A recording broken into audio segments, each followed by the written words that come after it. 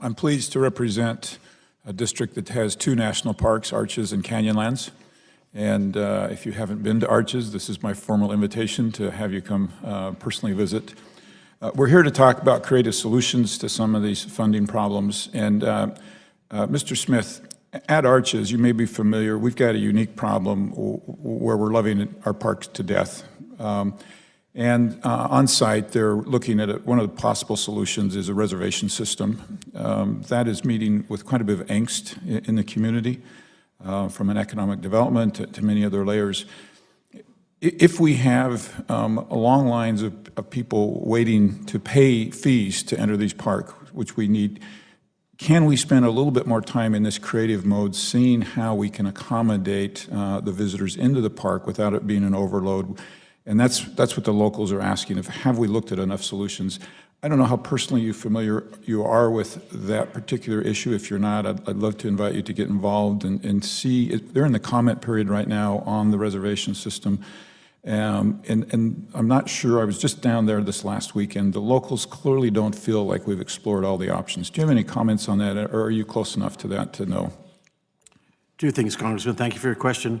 When I worked on staff here for Congressman Hansen, I certainly visited Red Rock Country, so I'm very familiar with all of your wonderful parks, not only in your district, but in the state of Utah. Right. We're looking at reservation systems as one answer to where we have so much visitation. I don't know the particulars of what we looked at Arches, but I definitely will look at that when I get back. But we've got the situation in Yosemite, we've got the situation in other parks, and we're trying to make it so that our visitors are accommodated without long waits and that type of thing, which ruin their experience. But I will look into that situation, Congressman, and get back to you on that. Thank you. There are good models. Zion is not perfect, but they, of course, accommodate a lot more because of their transportation system there. The locals on the ground would have us look at another entrance into the park. There's a high percentage of that park that's not visited because of access. So thank you for your willingness to do that. I also might mention I had the delight to serve as the mayor of my city before Congress and dealt with a lot of these maintenance issues and not enough funds and that constant battle that you all are experiencing.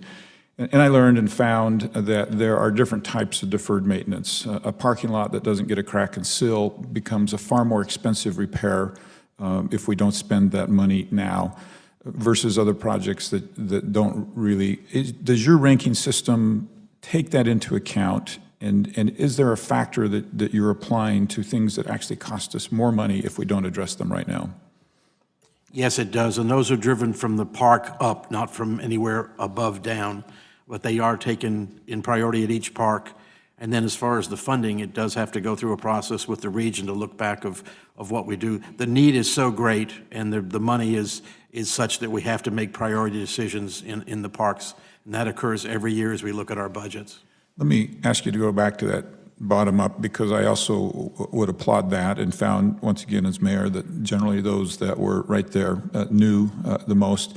How much input do they have on the park level that's coming up and being filtered and listened to? Well, they have a lot, and I've let it be known that I've come back to Washington after retiring for 3 years, that I'm coming back with a superintendent's hat and not a Washington bureaucratic hat. I said I don't know how long that will last, but it's my intent right now. The parks are listened to, and I will certainly, serving as deputy director, will make sure that they're listened to because they do know what's happening on the ground more than we do here in Washington.